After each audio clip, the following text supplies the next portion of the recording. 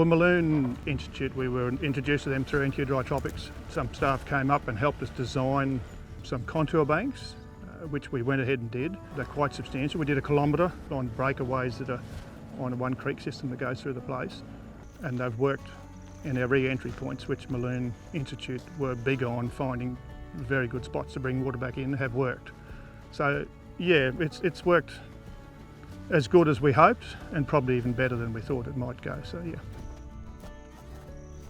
A lot of it's to try and get a bit more water into the soil and get it to come out lower down so that we get that feed coming up lower down that's green for longer.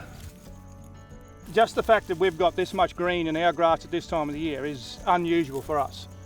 Like we're end of September and normally everything here is dry and half dead. Whereas, I know that's, we've got other rubbish in here too, but the grass has actually got green flag on it and still growing.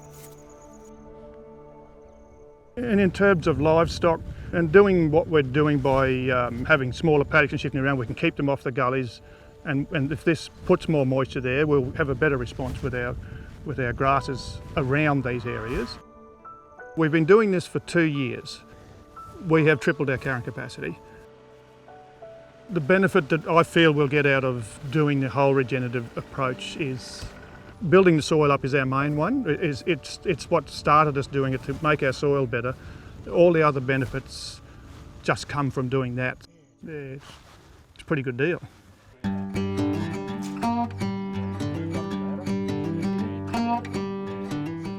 What I've learned from the Mulloon Institute is a lot about how the landscape was formed by water. We have a distinct wet and dry season, so the more of that excess water we get in the wet season that we can keep until the end of the year, the longer our growing season will be and the more productive our pastures will be. Keep going. The Mulloon Institute did some work with us in getting some contours on the place so that we could actually look at the landscape and see what shape it was and what scope there was to do things here. And then we also built 6 little structures along a water course that went through the place that ended up in an erosion gully. We sort of halted that erosion and slowed up the water and started the rehydration process. The aim of this work is to increase soil moisture, grow more grass, grow more species, and therefore make the place more productive for cattle. And also we had an erosion problem there, so halt that erosion. What I've seen in terms of productivity and profitability is an increase in stocking rate, a pretty big increase in stocking rate. And in the last 12 months, the way we've sort of fine-tuned our grazing management, an increase in livestock performance as well. Certainly an increase in the profitability of the grazing operation. Yeah, I'm a great supporter of regenerative agriculture. It seems to me that it's a great opportunity to achieve a whole lot of environmental objectives like more organic matter, more ground cover, more biodiversity, more wildlife, all kinds of really beneficial things. And also, in the process, to be a more productive and more profitable grazier.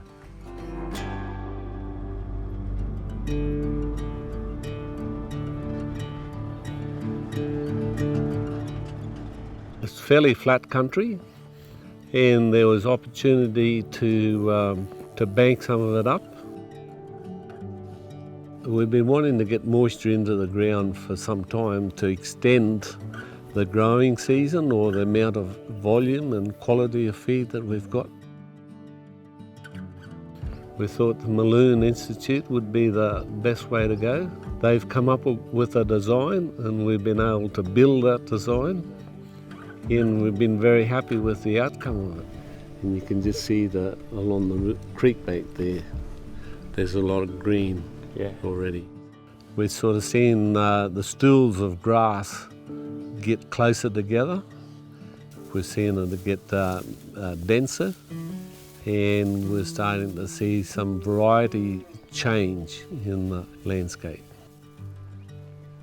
The idea of the agriculture and rehydration working together is a fantastic thing.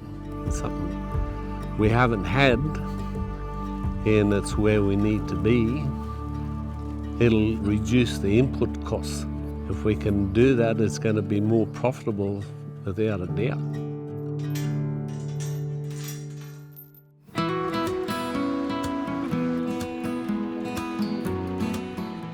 So the Mulloon Institute came here and ran a field day probably 2 years ago and did a little bit of work where some other graziers came and they actually did a live physical with the bulldozer and pushed up some dirt, and Cam Wilson from Mulloon came along and did that.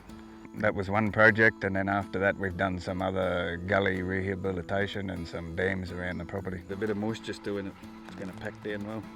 He made a series of dams that connected to each other with the spillways all at the right levels and everything. In that particular project was the biggest rainfall we'd ever had, so we had 990 mils in 9 days, and all of it stood up, no problem, no erosion, everything was perfect. So I think one of the problems with the productivity is we probably get enough rain. The water's a lot cleaner since we stopped letting the cattle in here. If we can't slow that water down and it's all running out the drains and stuff, we're not getting enough water infiltration, so we're not actually using the available rainfall we have. So the ultimate aim for us with this Mulloon Institute work we've been doing is to rehydrate the soils, slow down the erosion, make more water available, and make more use of the rainfall that we get, so we get more infiltration, make our season go a little bit longer. So the exciting thing about regenerative agriculture with grazing and making more use of your water is you can double your stocking rate and improve the land going forward. We have to put kilos onto cattle as cheap as we can. So if we can keep the grass healthier for a longer period of time, that's less inputs we have to put into the cattle, which gives us a much better return and a lot less work to do. So our philosophy with grazing is we need to get away from continuous grazing. Cattle on the land all the time, and that's what's happening all over Australia.